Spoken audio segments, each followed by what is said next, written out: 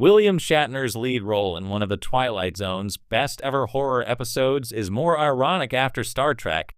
When audiences think of William Shatner, the image that most often comes to mind is of Captain James T. Kirk, confident, charismatic, and unshakable at the helm of the USS Enterprise. Yet years before he became synonymous with Star Trek, Shatner starred in one of the most chilling and beloved episodes of The Twilight Zone, Season 5's Nightmare at 20,000 Feet. The episode, which aired in 1963, is now considered a classic of television horror. Its reputation has only grown over the decades, partly because of Shatner's frantic, paranoid performance. But when revisited after his Star Trek fame, Nightmare at 20,000 Feet takes on a new layer of irony. The man who would go on to play one of the most heroic, composed leaders in science fiction is absolutely undone in The Twilight Zone. His character isn't boldly going anywhere, he's panicked, sweating, and dismissed as delusional while the true horror plays out in plain sight. The irony lies in the juxtaposition of Kirk's confidence with the fragility of Bob Wilson, Shatner's terrified airline passenger. And this contrast doesn't just enrich Shatner's performance in retrospect, it deepens the episode's resonance as a whole. The Twilight Zone and Shatner's pre-Trek career. By the time The Twilight Zone cast him, Shatner was already a familiar face on television. He had appeared in live dramas and guest starred across a number of anthology series.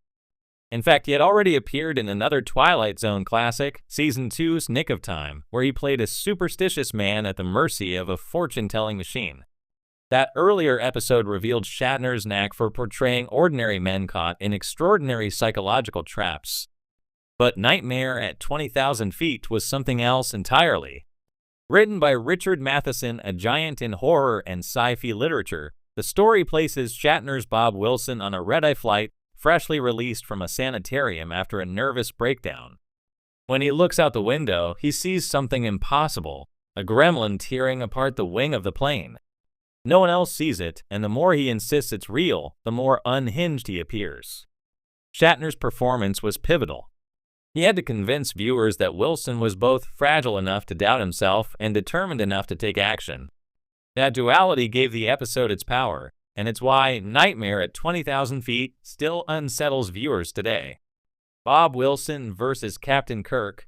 The irony of Shatner's performance becomes clear when we compare Wilson to Kirk.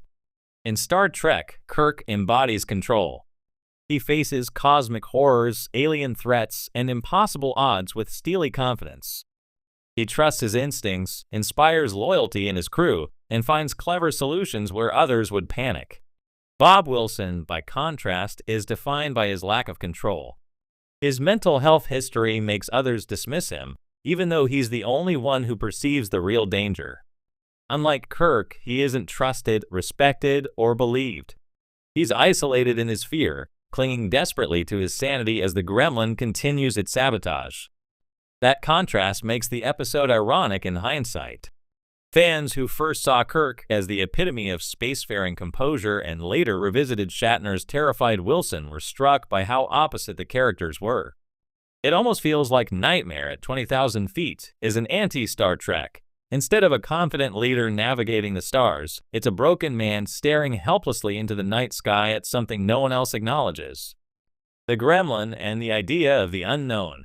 Part of what makes the irony sharper is that both The Twilight Zone and Star Trek grapple with the unknown, but in very different ways. In Star Trek, the unknown is exciting. Aliens, distant planets, strange anomalies, all of them are opportunities to learn, explore, and expand humanity's horizons. Kirk thrives in that context. The more bizarre the threat, the more it plays to his strengths as a leader who embraces risk. In The Twilight Zone, the unknown is terrifying.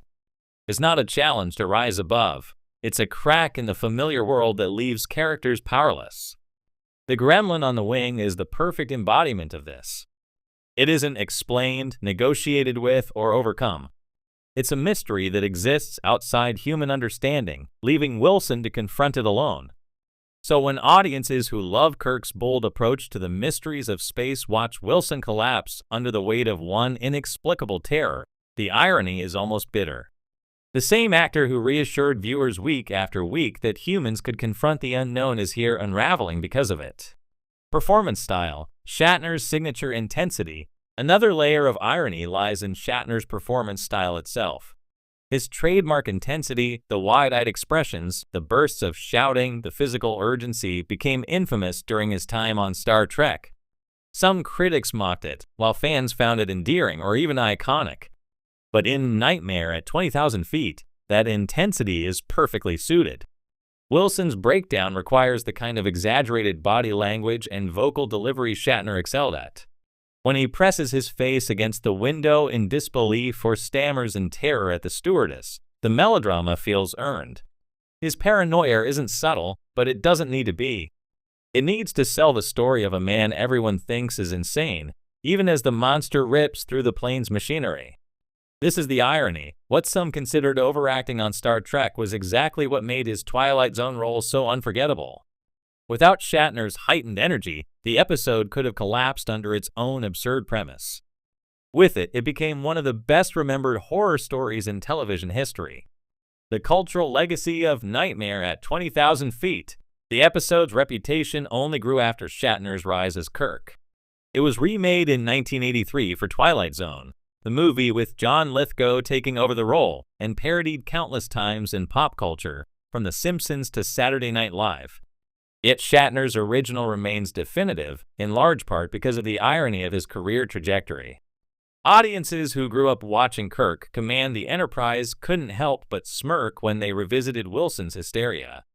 To see the fearless captain reduced to panic was both jarring and oddly delightful. It humanized Shatner as a performer. He wasn't just the stoic sci-fi hero, but also an actor who had mastered vulnerability, fear, and psychological collapse. The irony became self-referential too. Shatner himself leaned into it, parodying the role years later on Saturday Night Live in a skit where Kirk himself encounters the gremlin. By then, the cultural association was set in stone. Nightmare at 20,000 feet wasn't just a Twilight Zone classic. It was a strange, ironic counterpoint to Star Trek. Science fiction and horror, two sides of the same coin. The irony of Shatner's roles also reflects the broader relationship between science fiction and horror. Both genres deal with what lies beyond human understanding, but they react differently. Science fiction often assumes humanity can rise to meet the unknown, while horror insists that the unknown will overwhelm us. Shatner, through Kirk and Wilson, embodies this duality. As Kirk, he reassures us that we can face the stars with courage. As Wilson, he reminds us that our minds can betray us when confronted with terror. Viewed together, the roles highlight how the same actor can represent both optimism and dread, the best and worst ways humanity might face the mysteries of existence. The lasting irony. Looking back, it's no wonder that Nightmare at 20,000 feet is remembered as one of the Twilight Zone's best episodes. Shatner's frantic performance, the tight script, and the haunting gremlin imagery combined into a perfect stew,